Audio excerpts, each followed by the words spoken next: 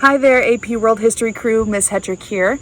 I hope you enjoyed that little video trailer. I know I definitely had a bunch of fun making it, probably too much fun. Although there's several weeks left of summer, I wanted to send a real quick video out to you to just say hi, to let you know how excited I am for our class, and to also answer a few questions that I've been receiving via email. So first of all, AP World History used to cover 10,000 BCE to the present. That's like 12,000 years of human history. That's a lot. And realizing that's a lot, and knowing that there are no introductory level college history classes that cover that span of time, College Board made the decision to split it in two. The course that we are taking is AP World History Modern, so it covers about 1450 to the present. So that's exciting, for sure. It went from 12,000 years and 6 units to like 5-ish hundred years and 9 units. Down in time, up in units. Way to go, College Board.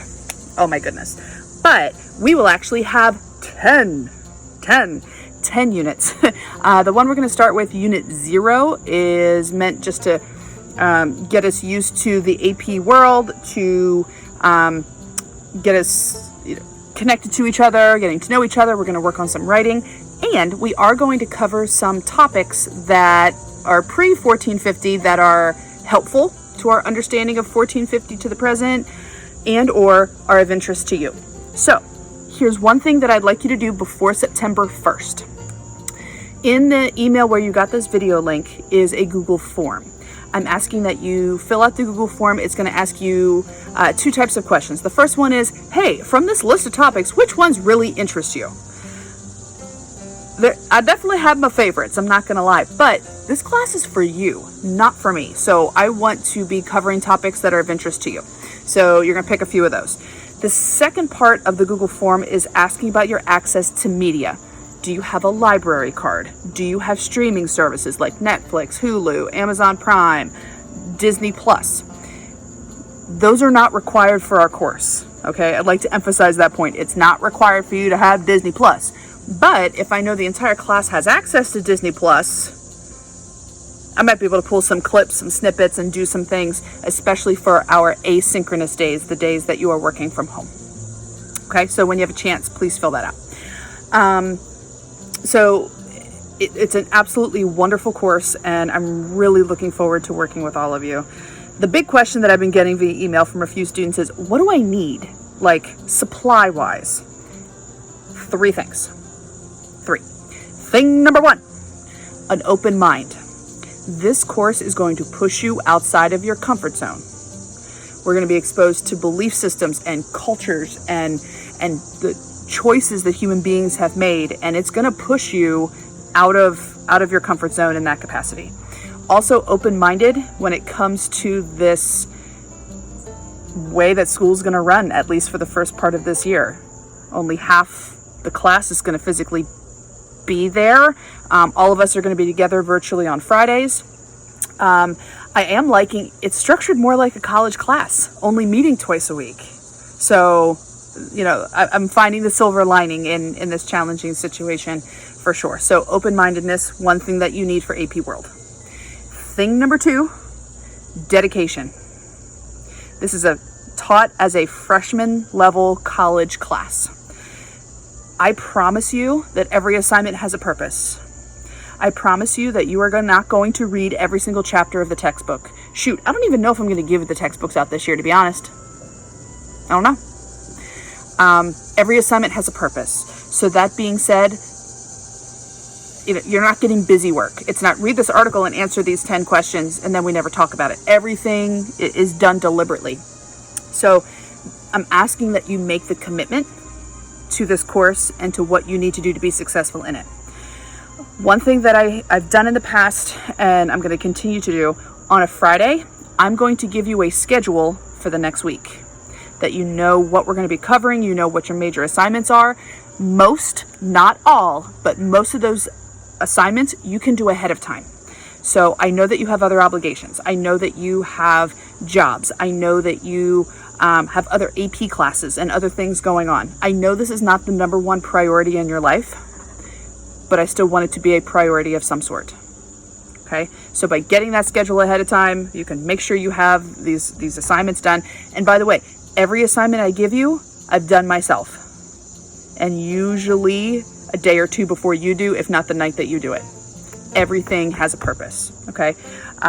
So that's thing number 2. So open-mindedness, that commitment. And by the way, if that scares you, if anything I've said scares you, please don't rush to counseling and say, get me out of AP World, Miss Hetrick scares me. No, let's have a conversation. Shoot me an email. We'll find a time for a phone call or a Google Meet, and let's talk through it, okay? You signed up for this class for a reason, and I want to make sure before you say, no, this isn't for me, that you've made the choice thinking through it, is what I'm trying to say. Thing number 3, you need a place to take notes. Sounds pretty simple, but I want you to be deliberate. Some people are like notebook people, totally cool. Some people are digital people, totally fine. But you need to make sure the notes that you take are helpful to use, because you don't just take them and forget about them. You take them and you use them and you reference them. What I do is I take notes on paper first, and a day or two later, I'll go back and I'll type them, and I'll add graphs, tables, charts, pictures, memes, whatever is going to help me understand or remember that information later.